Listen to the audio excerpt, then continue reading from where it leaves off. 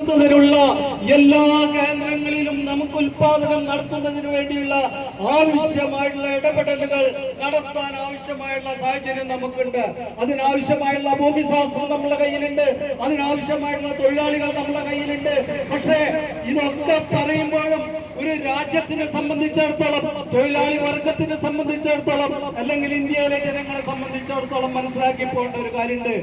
ആ ജനാധിപത്യ രാജ്യത്തെ കാത്തു സൂക്ഷിക്കുന്നത് ജനങ്ങളാണ്. അതുകൊണ്ട് തന്നെ പ്രിയപ്പെട്ടവരെ, ഒരു ഗവൺമെന്റും ജനങ്ങൾക്ക് അതീതമല്ല എന്ന് നമ്മൾ മനസ്സിലാക്കണം. ഒരു ഗവൺമെന്റ് അവർ ശ്രദ്ധിക്കേണ്ടത് ജനങ്ങളെയാണ്. നമ്മളാൽ തെരഞ്ഞെടുക്കപ്പെടുന്ന ഒരു ഗവൺമെന്റ് അധികാരത്തിൽ വന്നാൽ അവരുടെ തലച്ചോറിന്റെ ഉള്ളിൽ ഉണ്ടാവേണ്ടത് നമ്മളെ ജനങ്ങളെ മാത്രമാണ്. അത്തരത്തിലുള്ള 143 കോടി ജനങ്ങളെ സംരക്ഷിക്കേണ്ട ബാധ്യത ഏത് സർക്കാരായിരുന്നാലും ആ സർക്കാരിനുള്ളതാണ്. നമുക്കറിയാലോ, പ്രാദേശികമായിട്ടുള്ള തദ്ദേശ സ്വയംഭരണ തെരഞ്ഞെടുപ്പ് വോട്ട് ചെയ്ത് സംരക്ഷിക്കപ്പെടുന്നത് കൊണ്ടാണ്.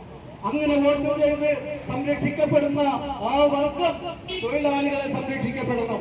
അങ്ങനെ സംരക്ഷിക്കപ്പെടേണ്ട ഒരു കേന്ദ്ര ഗവൺമെന്റ് കഴിഞ്ഞ കാലങ്ങളിൽ നമ്മളൊക്കെ തന്നെ നമുക്ക് കിട്ടിയിരുന്ന ആനുകൂല്യങ്ങൾ വെട്ടി തൊഴിലാളികളെ ഇല്ലായ്മ ചെയ്യുന്നതിന് വേണ്ടി, തൊഴിലാളികളുടെ പണിക്കൂലി കൊടുക്കാതിരിക്കുന്നതിന് വേണ്ടി, തൊഴിൽ ദിനങ്ങൾ ഇല്ലായ്മ ചെയ്യുന്നതിന് വേണ്ടിയുള്ള പുതിയ തീരുമാനങ്ങളുമായി വരുമ്പോൾ പ്രിയപ്പെട്ടവരെ, അത് നമ്മൾ നോക്കി നിൽക്കാൻ നമുക്ക് കഴിയില്ല. നമ്മൾ ഇന്ത്യയെ ഭരിച്ചുകൊണ്ടിരുന്ന ഒരു പഴയ കാലമുണ്ടായിരുന്നു. ബ്രിട്ടീഷ്